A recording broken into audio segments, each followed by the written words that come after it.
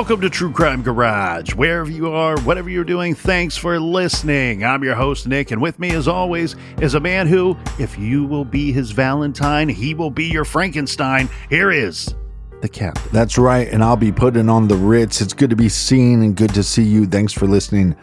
Thanks for telling a friend. This week, we are very excited to be featuring Waiting for October, and I'm so glad that I did. Shout out to my brother-in-law, John, who got me this for Christmas last year, and I waited till October. Waiting for October is a bourbon barrel-aged pumpkin spice latte imperial stout. That's a mouthful, but it's a delicious mouthful. Made by the good folks at Track 7 Brewing Company, who are teaching us the virtues of patience. Waiting for October recipe features coffee, pumpkin, vanilla, lactose, and pumpkin spice. ABV 14.1%, so drink this one at home. Garage grade, 5 out of 5 bottle caps. Bingo boingo. And here's a big cheers to our garage friends. First up, a cheers to Valerie Grace in Tucson, Arizona. And a big We Like Your Chip goes to Hannah from Ontario, Oregon. Next up, we have a long distance cheers to Shane Cosidine in Clare Castle, County Clare, Ireland. And last but certainly not least, Captain, we have a big cheers to Simone in Lafayette, Louisiana. Everyone we just mentioned, they went to truecrimegarage.com and contributed to the beer fund, and for that, we thank you. Yeah, BWRUN Beer Run. Make sure you subscribe to us on Patreon or Apple Podcast subscription to get off the record. You're going to love it. Trust me. And that's enough of the business. All right, everybody, gather around, grab a chair, grab a beer. Let's talk some true crime.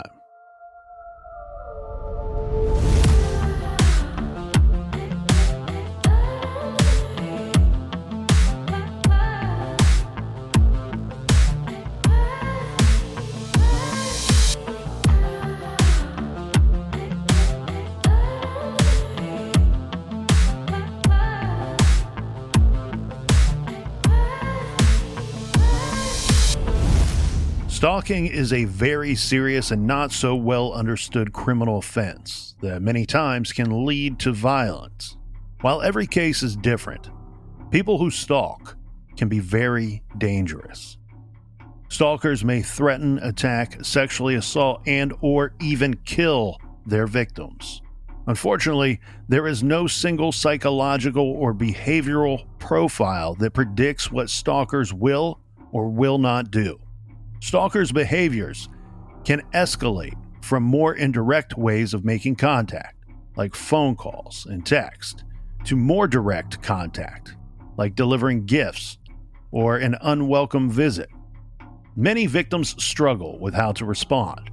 Some victims try reasoning with their stalkers, hoping that being nice will make it stop. Many victims minimize their experiences, telling themselves, "It's not that bad." Still others may confront or threaten the stalker to try to fight back. While victims cannot control the stalking behavior, they should feel empowered to take steps to keep themselves, their families, and their loved ones safe.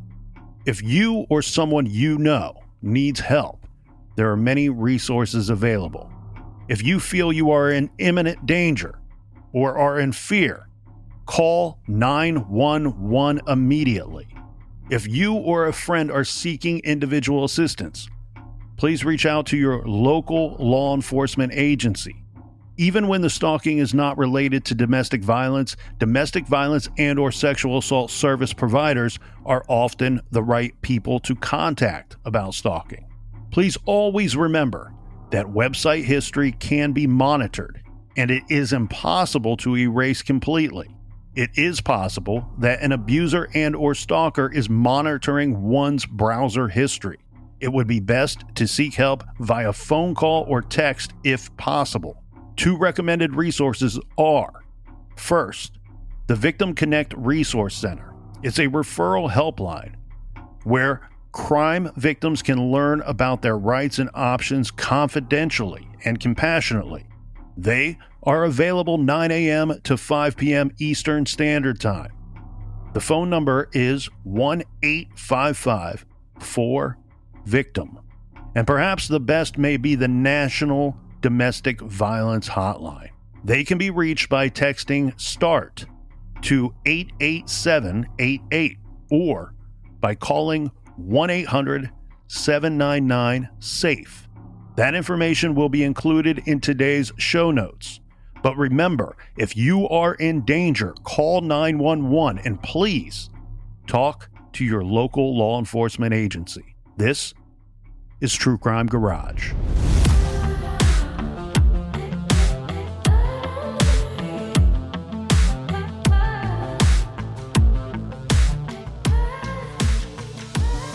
Check out Empire on Blood. It is a great binge listen. Empire on Blood is an almost unbelievable true crime story about a fascinating case filled with plenty of WTF moments. Go and listen to Empire on Blood podcast tonight.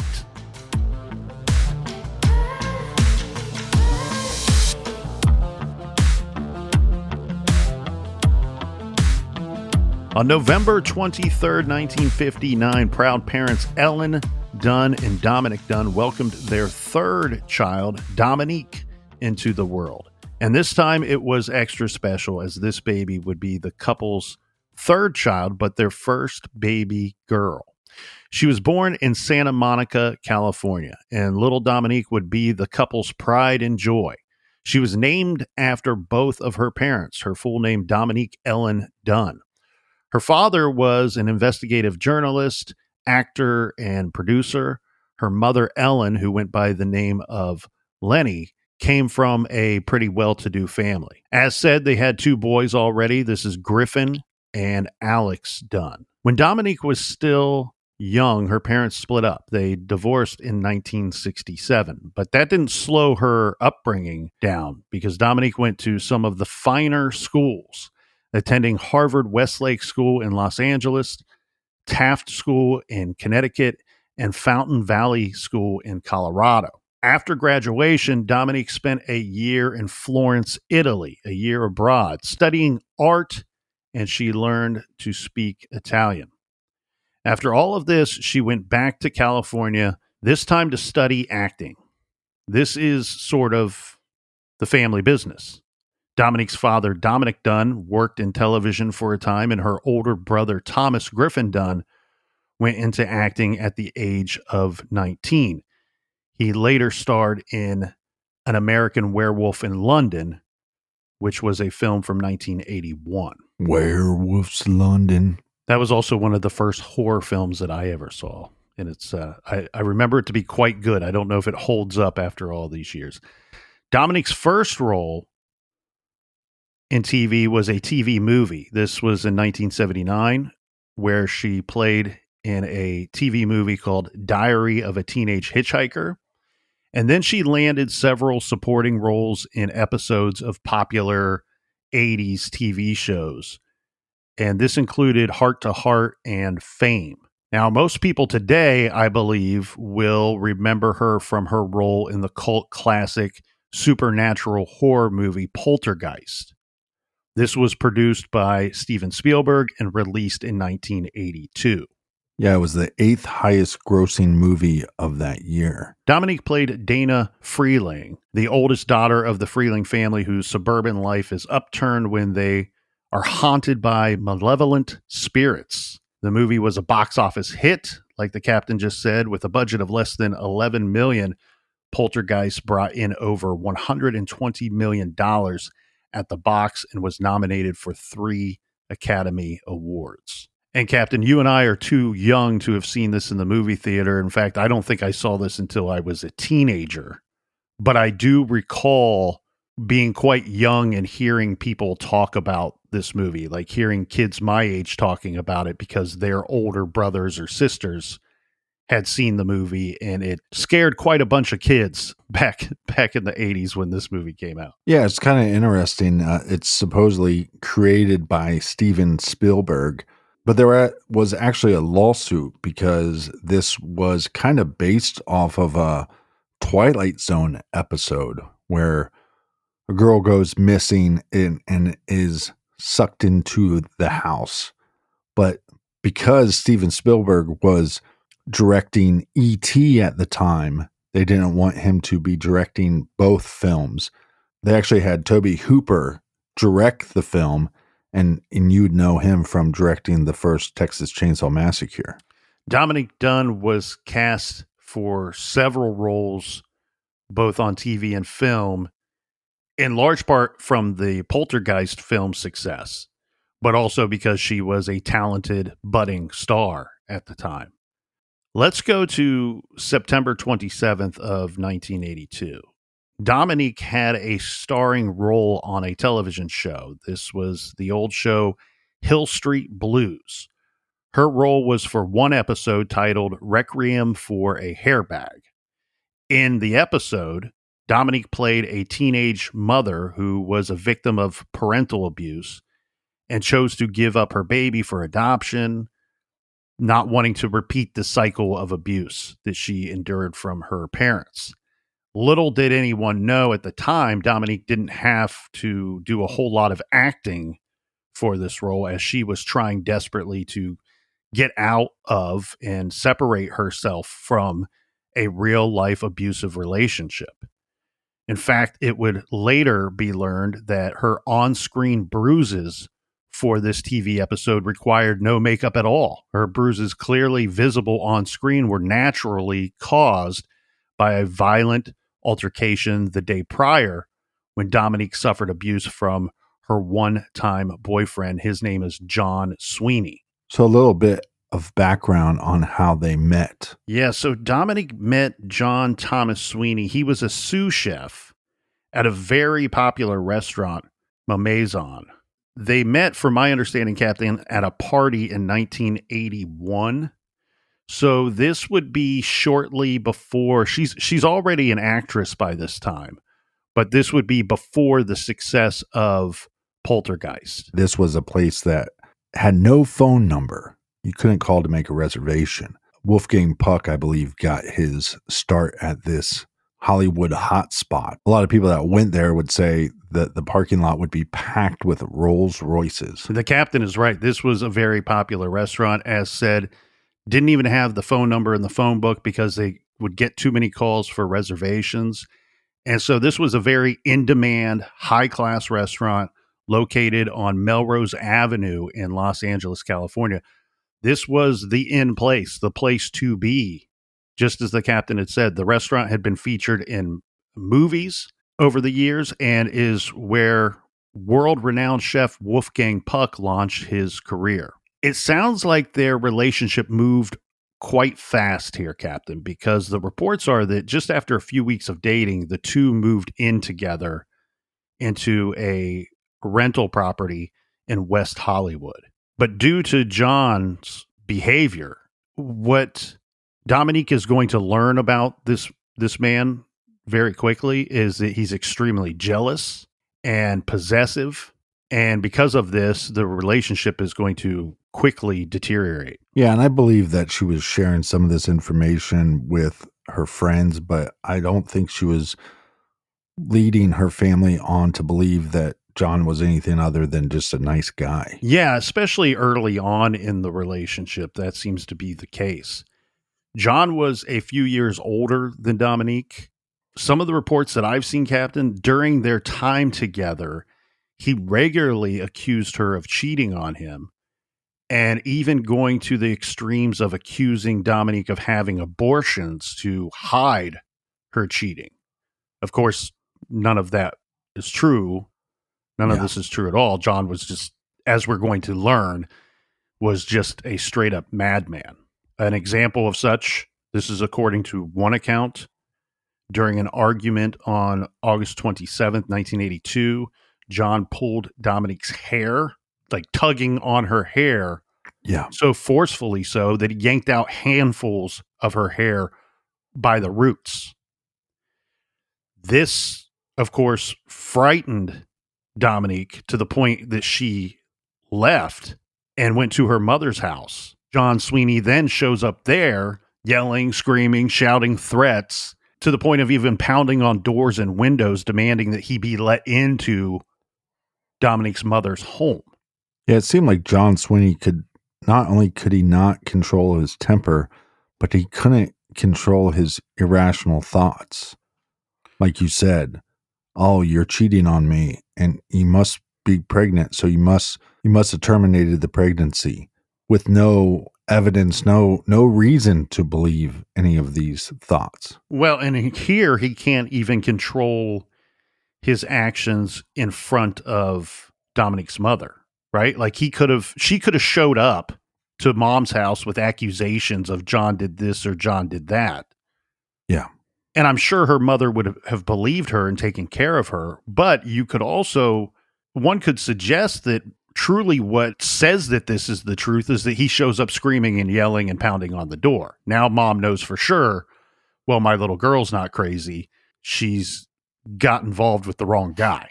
Yes, the proof is in the pudding. Rightfully so. Dominique's mother tells John Sweeney, I'm calling the police. And he eventually leaves. Good for her. That altercation seemed to be handled by mom, at least. Now, regretfully, just a few days later, Dominique returned to her home that she shared with John Sweeney, and it's reported that the two resumed their relationship.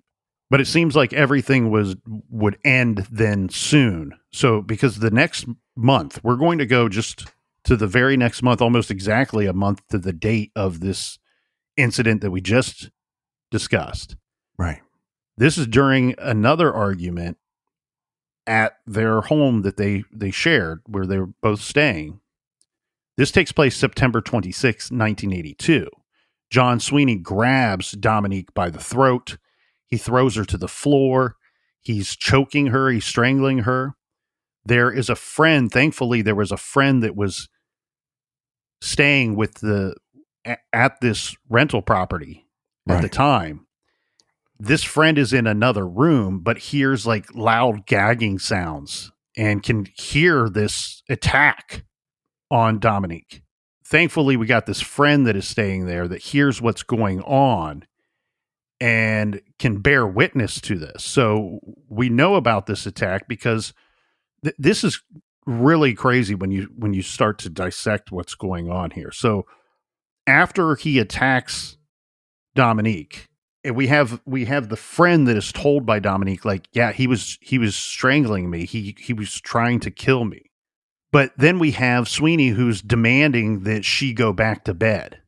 So this argument must have started in the bedroom, or the attack did at the very least.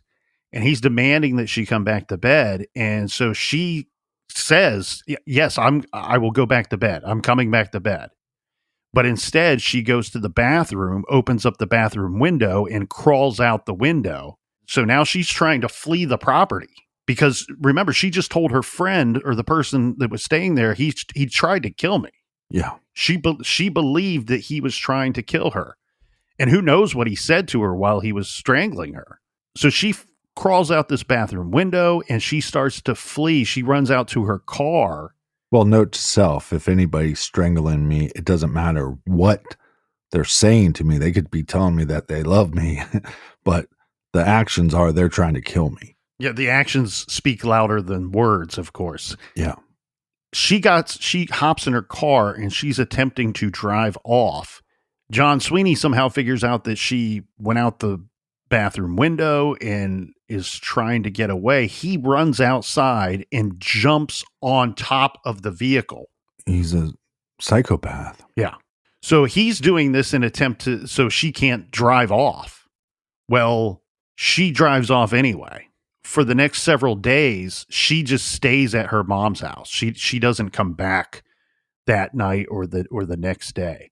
So she's staying at her mother's house. She's staying with some friends and things of that nature for a period of time. During this time, she officially ends the relationship with John Sweeney, tells him that he's going to have to move out. He does move out, and she has the locks changed on that home. So she doesn't move back into that home until after she's had the locks changed. Yeah, which makes sense, but you also wish in this situation that they would have just let this apartment go, because we have this individual that shows up.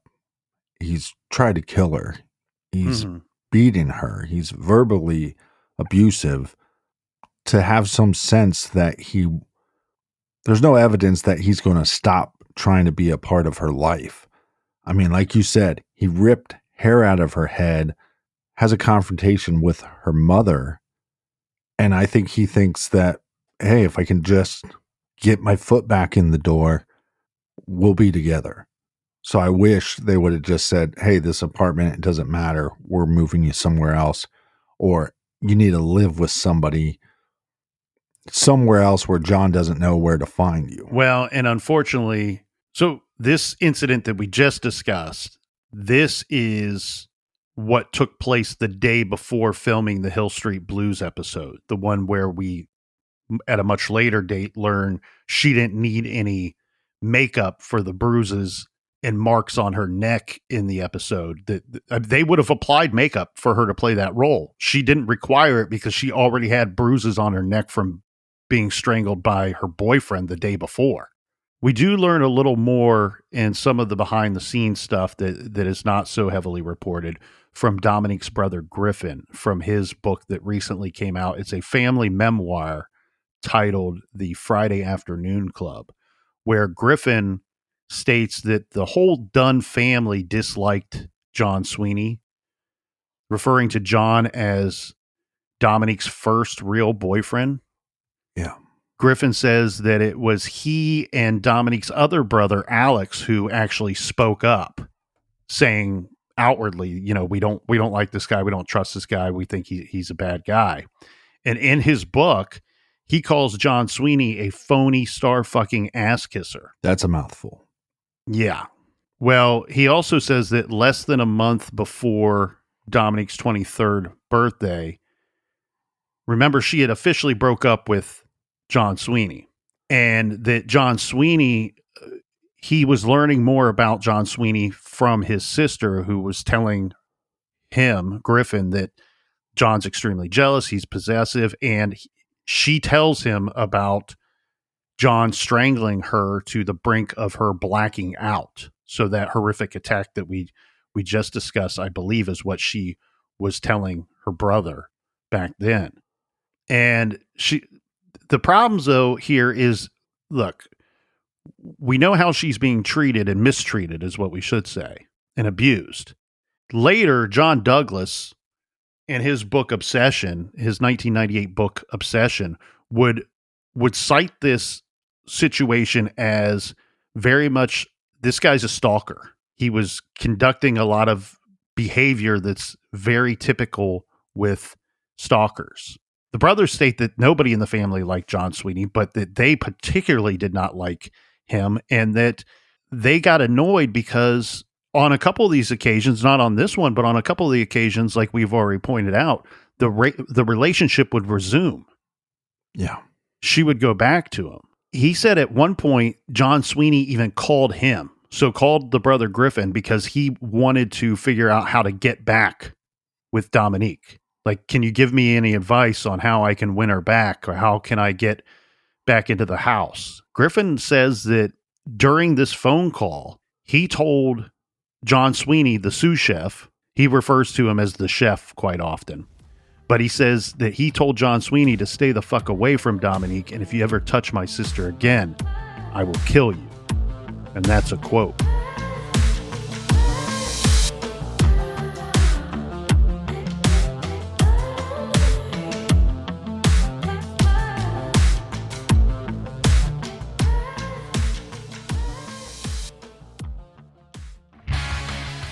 Hey there, it's Steve Fishman, and this is my trailer for my new podcast release, the director's cut of Empire on Blood.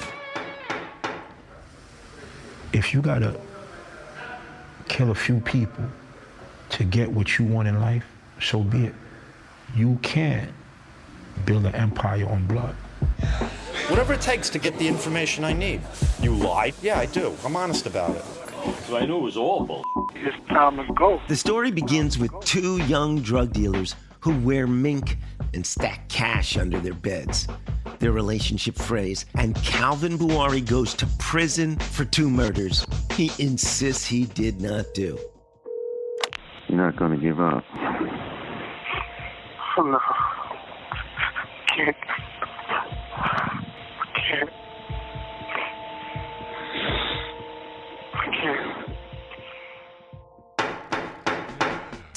From the creators of The Burden and My Friend the Serial Killer comes Empire on Blood, the director's cut, with 3 brand new episodes on the iHeartRadio app, Apple Podcasts, or wherever you get your podcasts. This message is sponsored by Greenlight. As your kids get older, some things about parenting get easier. Some things get harder, like conversations about money. Kids just won't know how to manage money until they're in charge of it. That's where Greenlight can help. Greenlight is a debit card and money app made for families. Parents can send money and keep an eye on kids' spending and saving, building their money confidence and lifelong financial literacy skills. With the Greenlight app, kids learn how to save, invest, and spend wisely, thanks to games that teach money skills in a fun, accessible way. The Greenlight app also includes a chores feature where you can set up one-time or reoccurring chores customized to your family's needs and reward kids with allowance for a job well done. Millions of parents and kids are learning about money on Greenlight. It's the easy, convenient way for parents to raise financially smart kids and families to navigate life together. I have friends that are using Greenlight with their children, and it's amazing to see how they are learning and what mom and dad are now teaching them and telling them about money. I've said it before, I'll say it again. Our schools do not teach our children how to budget or manage money. It is our job as parents, and Greenlight can truly help you. Sign up for Greenlight today and get your first month free when you go to greenlight.com/garage. That's greenlight.com/garage to try Greenlight for free. Greenlight.com/garage. You're probably tired of paying for so many TV channels you don't even like and certainly don't watch. Make the switch to Sling. You're in charge of live TV with Sling. You get to choose and customize your channel lineup, getting the channels you like, and you can always change it up whenever you want. Sling has the live sports, news, and entertainment channels you love and less of the ones you don't, so you save hundreds of dollars. And Sling knows stuff happens. You can pause your live TV subscription at any time and still get over 500 channels for free with Sling Free Stream. Sling's cloud DVR lets you record your shows to watch on your schedule with no complex technology, no long-term contracts, and no hidden rigmarole. My old setup, I was paying extra for DVR, way too much extra. And I was paying for all kinds of channels that I didn't watch. In fact, I was paying for channels that I did not know even existed. I am now in control, my friends, because I have Sling TV. I watch the channels that I want. I only pay for the channels that I want. And when needed, I can pause my TV subscription at any time. Live TV with Sling gives the power to the people. So take the power back and sign up for Sling. Watch TV anywhere, anytime with Sling. Sign up for free today at sling.com/choose. That's sling.com/choose. Sling.com/choose.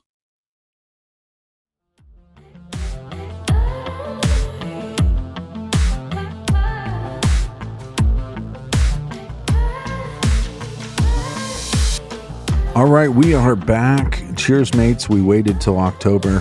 5 out of 5. Drink them up. Drink them if you got them. Tall cans in the air. And back with me, as always, is Mr. Potty Mouth this episode. Yeah, I apologize. I'm quoting from books here. I can't control what the written word. This is why nobody should ever read books, because they're full of bad, naughty language. That's right. Before we jump back into the case here, Captain, I do want to give a shout out here. The Porchlight Project, we're taking on some new cases for the remainder of this year and looking forward to 3 or 4 cases for 2025. And I want to give a shout out to Matt and a shout out to Leslie, both who made big and very generous contributions to the Porchlight Project. And so we're going to do some really good work and help out some people with your guys' donations, and anybody that has donated to the Porchlight Project. The captain's one of those. I want to thank everybody for all of your help all these years. And if anybody wants to learn more, go to porchlightonline.org. Where we left off here, Captain, we have the brother who threatened, rightfully so, right? Yeah. I don't really. I'm down with threats, man. I don't care. You touch my sister, you touch somebody in my family. Yeah, I don't. I'm not just making threats. Right. I don't subscribe to that kind of behavior, but in this situation, I would have gladly delivered a threat myself, Mm-hmm. right? Or a punch to the throat. It's warranted, and unfortunately, it was not enough to scare this guy off. So we went through an attack in August, then another attack in September, and now we're going to fast forward to another month later. This takes place on October 30th, 1982. Yeah. To be clear, this is weeks after Dominique broke up with John Sweeney. Now she's back at that West Hollywood home that they once shared. Remember, locks changed at this point. And she's there with a man. His name's David Packer. And they're simply just friends, or in fact, they're colleagues. They're rehearsing for a mini series or something that they were doing together at the time. Yeah.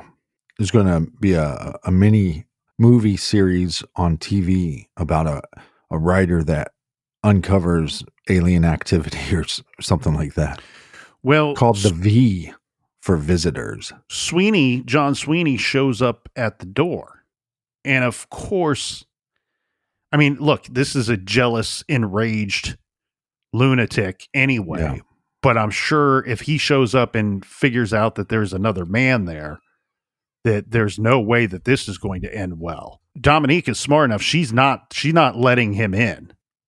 And they're talking to each other through the locked door. At some point, Dominique does agree to go outside. She's not going to let John into the house, but she agrees that she will go outside and speak to him if he can speak to her calmly on the porch. David Packer stays inside. From inside the home, he says that he can hear the two arguing. Things started to get loud. And then he says he heard like smacking sounds, a couple of screams. Didn't he call somebody? Well, yeah, he called the police. Yeah, but I also think he called a friend first just to say, this is what I'm hearing. What the heck do I do? Because this would be a very difficult situation. I mean, like you said, they're friends, but they're colleagues, and it's like you're trying to give her personal boundaries, I guess. But so he calls a friend and says, "What the hell should I do?" And they're like, "You need to call the cops." Yeah, and this is weird because when he calls the police, he's informed by the police that he called that that home is not in their jurisdiction. So he's attempting to call for help, but he's called the wrong people unknowingly. Yeah. And you're right. Then he calls a friend, has that discussion that you just talked about. But the other thing he says to the friend, like, if I'm found dead, if I end up getting killed, John Sweeney is the murderer. Just like, friend, know that. Remember that name. John Sweeney is the murderer. Wow. Could you imagine being on the other end of that call and your friends calling you? I called the cops. They can't help me. I got to do something. And then he tells you, if I'm dead, it's John Sweeney. You'd have to be terrified. You'd be standing by your phone waiting for that call back to make sure everything was okay. Well, and somehow the proper police department is notified. And so they're on their way to the scene. Now, meanwhile, back at the West Hollywood home, David Packer decides, I got to get out of Dodge. He decides to leave out the back of the house. And then when he's walking around to the side of the yard and then to the front yard, he's now getting close. He can see the driveway. And he says at this point, he saw John Sweeney in some bushes nearby, kneeling over top of Dominique, who's lying on the ground. And John shouts to David to call the police. Now, remember, they're already en route. When the police get there, they pull up. they report that they saw John Sweeney standing next to Dominique's unconscious body. Mm-hmm. She's now lying on the driveway or next to it. The police say that John Sweeney had his hands in the air, like you show up, and that's usually what the guilty party does when they see the police. Yeah. And he puts his hands up in the air and he says, "I killed my girlfriend. I tried to kill myself." So they arrest him at the scene and he is immediately charged with attempted murder. Dominique Dunne is transported to Cedars Sinai Medical Center, where she has to be placed on life support. Yeah, she's in a coma. So sadly, she never regains consciousness. She was kept alive for several days. During that time, doctors performed brain scans, which revealed that due to oxygen deprivation, she had no brain activity at that point. So it was on November 4th that her parents had to make the very tough decision to have their only daughter removed from life support. Well, now the charges of attempted murder are going to be murder. Yeah. So Dominique Dunne passed away 19 days before her 23rd birthday. We talked a little bit about those brain scans. We do know that an autopsy was conducted immediately after she was taken off of life support. The autopsy, we have to be clear here on a couple of things. The autopsy was conducted, rightfully so. You would have one done anyway, but even more so, it's done in this case along with additional brain scans that may not have been necessary to determine her state, right, or what the future would hold or not hold for this poor young woman.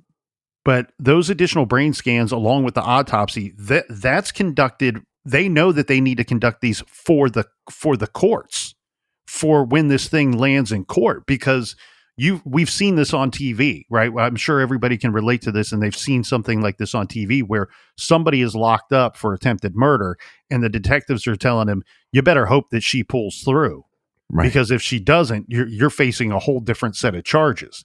And so they did these additional brain scans so that they would have proof, if that time came that it was going to court for murder, that John Sweeney was going to court for murder, that her death wasn't due to poor hospital work or poor medical care, that it was he caused her death.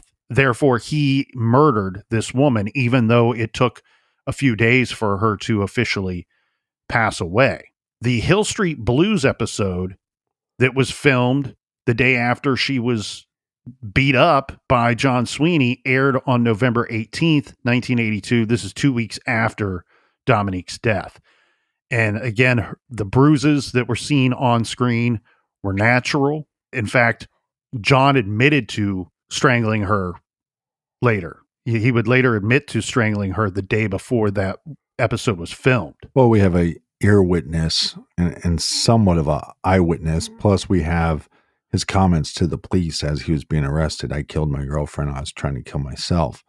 So we have that. So that probably nudged him in the right direction to fully confess to the crimes. This episode of Hill Street Blues was dedicated to her memory, to Dominique's memory. And can you imagine? This is like 12 days after her funeral. Well, she has so much going for her in her life. Poltergeist was a huge movie, and yes, it was out for a few months before she is murdered, but it was a big movie, so it was still in some theaters. So this was a very big story because she was becoming a big star. Look, regardless of her stardom taking off, which it truly was. I mean, she was on a trajectory for a lot of success. But I think regardless, this John Sweeney, he couldn't handle her leaving him, her ending the relationship, regardless of her career. Yeah. And in John Douglas's book Obsession, he says that there are two types of stalkers. Now, keep in mind, at this time in the early 80s, stalking was not recognized as really a thing, because there were only stalking laws set up in a few states at this time, from my understanding.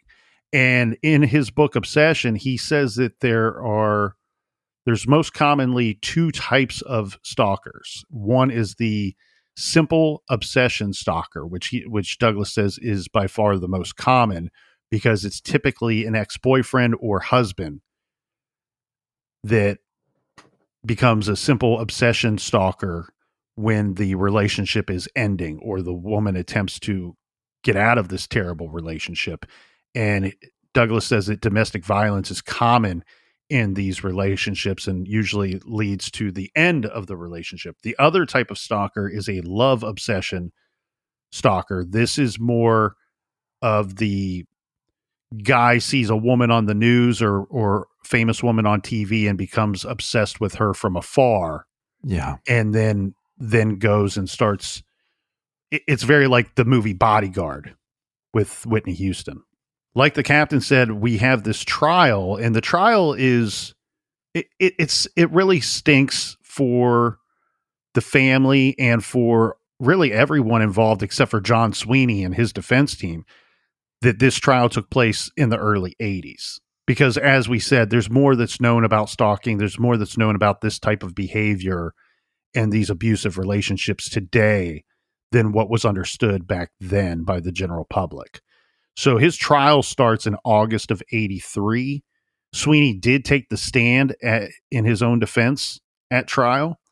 He testified that he did not intend to hurt Dominique that night. He simply arrived there hoping to speak with her, to talk with her, and he had hoped that they would reconcile the relationship. Well, like I said, he can't control irrational thoughts, but he can't control his temper. And one of the craziest things about this trial is that at some point, John Sweeney attacks the judge. Yeah. Well, and here's the thing too, like Sweeney's going to have to try to spin some of this, right? Like some of this is by this point, by his trial, is somewhat known fact.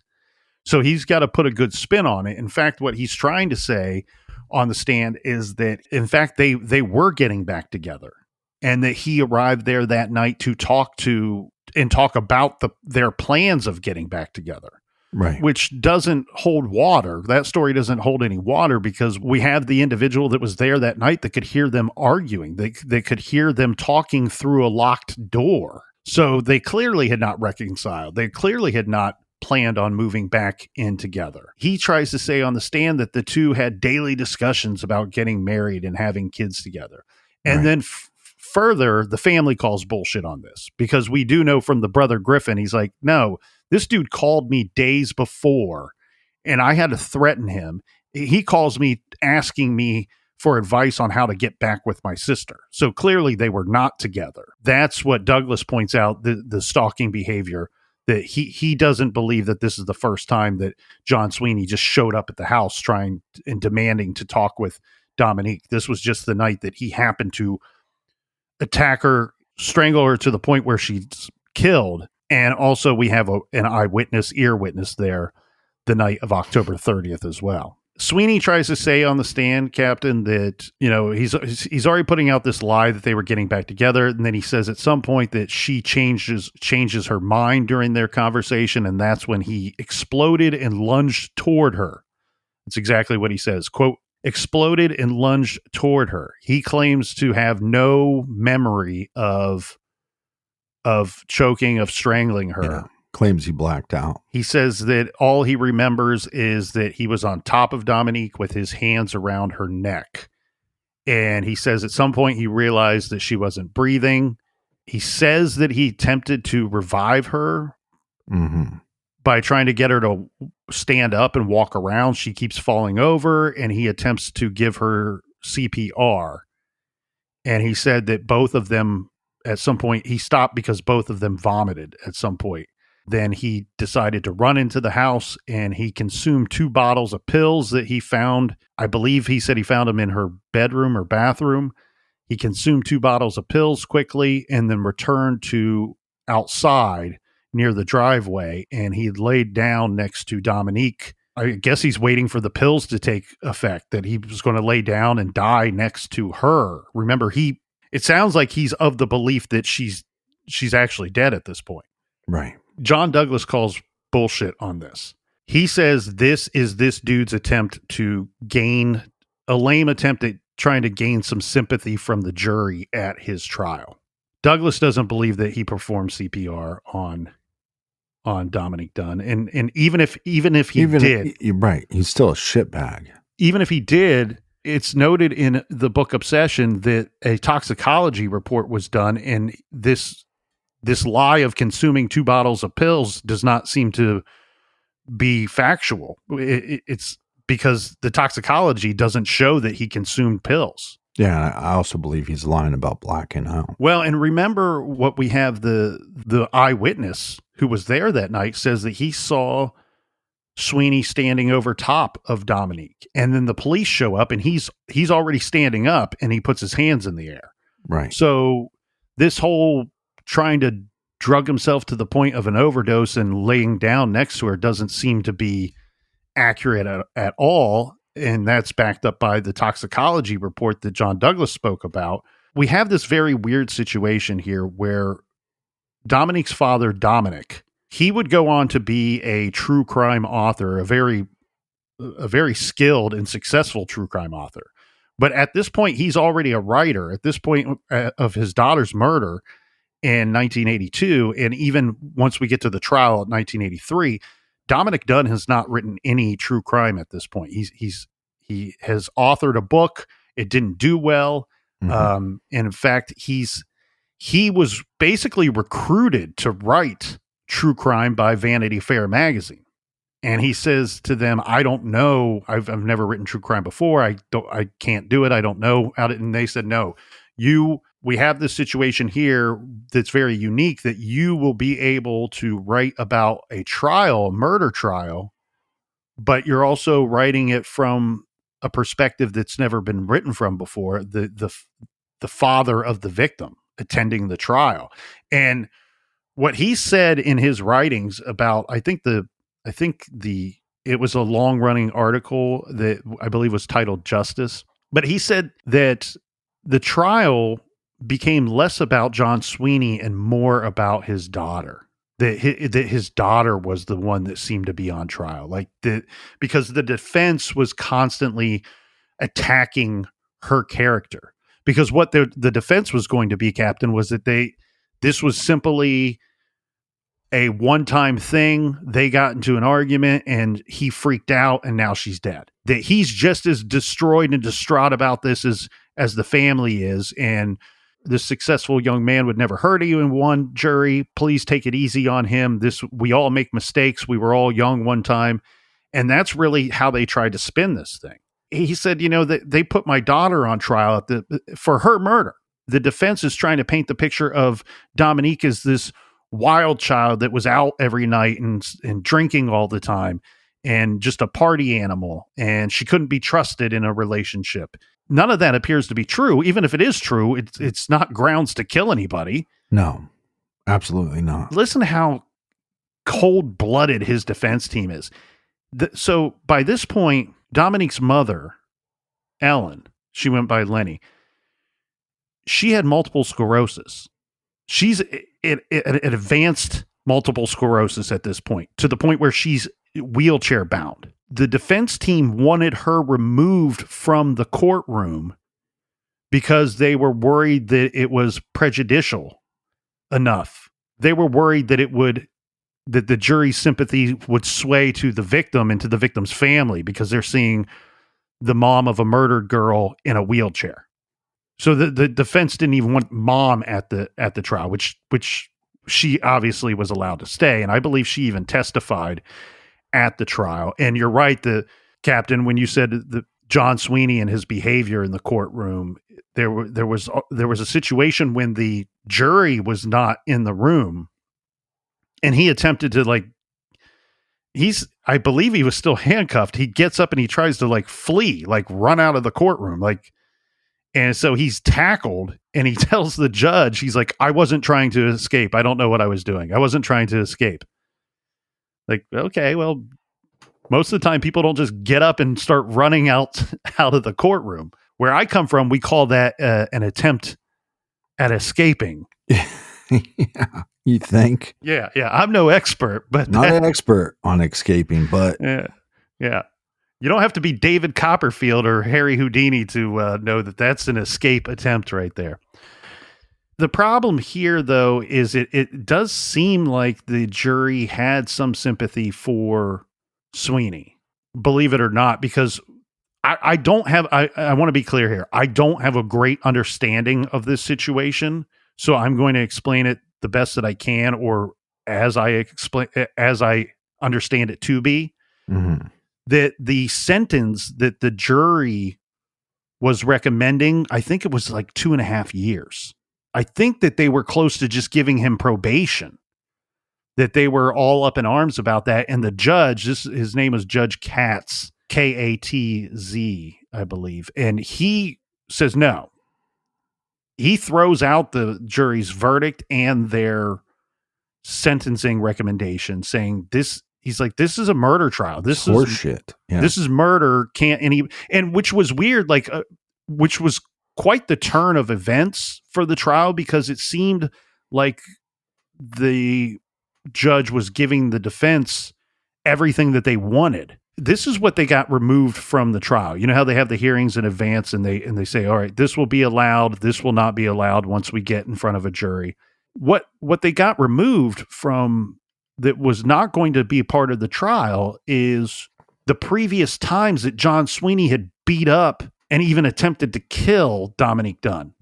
They weren't allowed to present that. Prosecution was not allowed to present that at court. Which is sad, because it shows that he's a repeat offender. He's going to continue to do this. This is who he is. At his core, he is evil. This was not an accident. This was an act of evil. Well, and the other thing that didn't make its way to court either, because it got ruled out, was he had been in a previous relationship for like 2 or 3 years where he did the same thing to a different woman. Yeah. To the point where she had to she filed charges against him, got a restraining order, did everything that you can, filed charges against him. I think she notified police like 10 times of him physically abusing her. So it's not just a history of violence with this guy in this specific relationship. It's a history of violence with probably every relationship. And that's the thing too, that if the jury doesn't hear this and then they're recommending probation or 2.5 years, whatever it was, a very light sentence, do you think that if they heard all this information that they're going 2.5 years on this guy? No, they would go, we have daughters, we have nieces. If we don't lock this guy up for a much longer time, he's going to get out and he's going to do this to another woman. In fact, he did do it. Yes, it was, I'm trying to think of the person who said it. One of the observations that was made, and I apologize, I can't find in my notes the gentleman that said this, but he said, look, this guy's going to be out in time to cook someone a nice meal and murder another woman. So the judge steps in, and from my understanding, Captain, the sentence was changed to 6 years in prison for manslaughter. Yeah, and he only served, like 3.5 years? Well, and then he gets out and he changes his last name so nobody, because he wants to fade from the headlines. And, right. That statement, I believe, is awfully true. And I look, you hear the snarkiness in that statement, but, he says he purposely used, because Sweeney was a chef, he said, cook somebody a nice meal and kill another woman. One thing that should have resonated with the jury, at least it would have for me, and I didn't even witness this in person, I just heard the reports about it, was the coroner said that for her to be in the state that she was in when the police arrived on the scene, that it was the medical examiner's expert opinion that she was strangled for 4 to 6 minutes long. 4 to 6 minutes for her to be in the state that she was found in. That evidence alone should let you know that this was not some kind of accident. This is not manslaughter. This is murder. That's why I don't understand the light sentence here, and really the leniency of what he's convicted of, because the prosecutor after explaining that to the courtroom, held up his watch, and there was 4 minutes of silence while they waited for 4 minutes to pass. So it would resonate with the jury of how long that actually is. Yeah. How long that this dude had his hands wrapped around her neck, and he, at any point, he could have stopped in that 4 minutes, but he did not. So don't for a second feel any sympathy for him because he said he blacked out and didn't know that he did this, and it was just simply a impulsive move that he exploded, and it only took seconds, and then she wasn't breathing. That's just simply not true. It's not true at all. And then he gets out, changes his name, and he gets a new lease on life. Meanwhile, she's dead. She's dead before her 23rd birthday. A whole life ripped out of existence. And there's so many victims in this too, because like how we said how they met and he worked at this restaurant. Well, that restaurant didn't even survive because of them being connected to John Sweeney. They couldn't shake that reputation. They didn't back him. They didn't support him. They weren't in favor of this light sentence. They weren't anything, but it was just simply,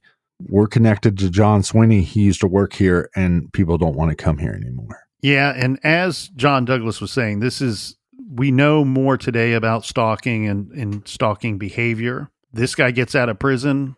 He gets to move on. Dominique Dunne said in his writings about the trial that the healing process didn't even start until after the sentencing, which, keep in mind, she was killed in 1982. Yeah. And this thing didn't go to trial and until next week. Be good, be kind, and don't litter.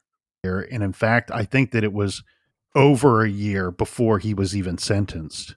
So a long time for any healing at all to begin with this family. We have the simple obsession stalkers. We have the love obsession stalkers. And with the simple obsession stalkers, they say that typical behavior, signs of this are overly attentive spouse, controlling spouse, possible physical abuse. In fact, it's likely in most of those cases that go on to be of that nature. Usually, when these things go real bad, the result is a murder-suicide. Yeah. Which, unfortunately, is no shortage of on anyone's local news everywhere. Well, and like you were saying, John Sweeney was probably lying about the murder-suicide, but that was probably what was in his mind at the time. And that's probably how he came up with that lie. And then like you were talking about her father, Dominic, he becomes a big contributor to the true crime world with the covering of his daughter's case, but then he goes on to cover the OJ trial and the Menendez brothers trial. And if you have watched the Menendez brothers docupic, he is played by Nathan Lane, which did an amazing job. Here's another interesting observation too that I found when researching this case. A man named David Beatty said that stalking is the only instance we know of where a future murderer identifies himself to police ahead of time.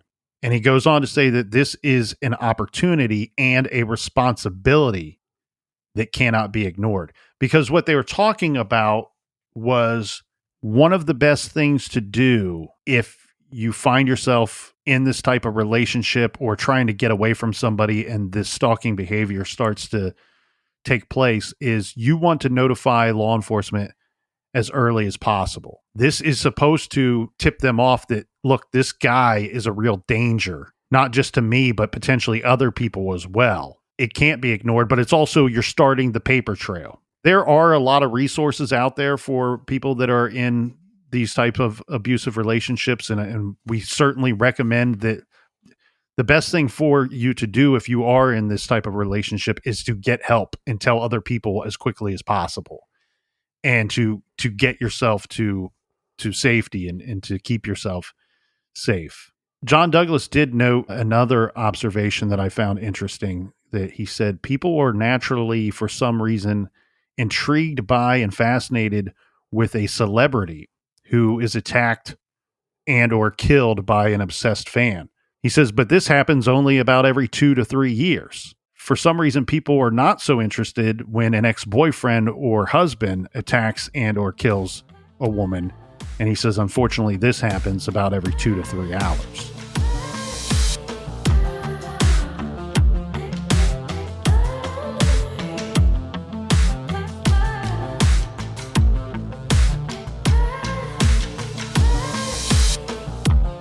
I want to thank everybody for joining us here in the garage. Thanks for telling your mother. Thanks for telling your brother. And until next week, Be good, be kind, and don't litter.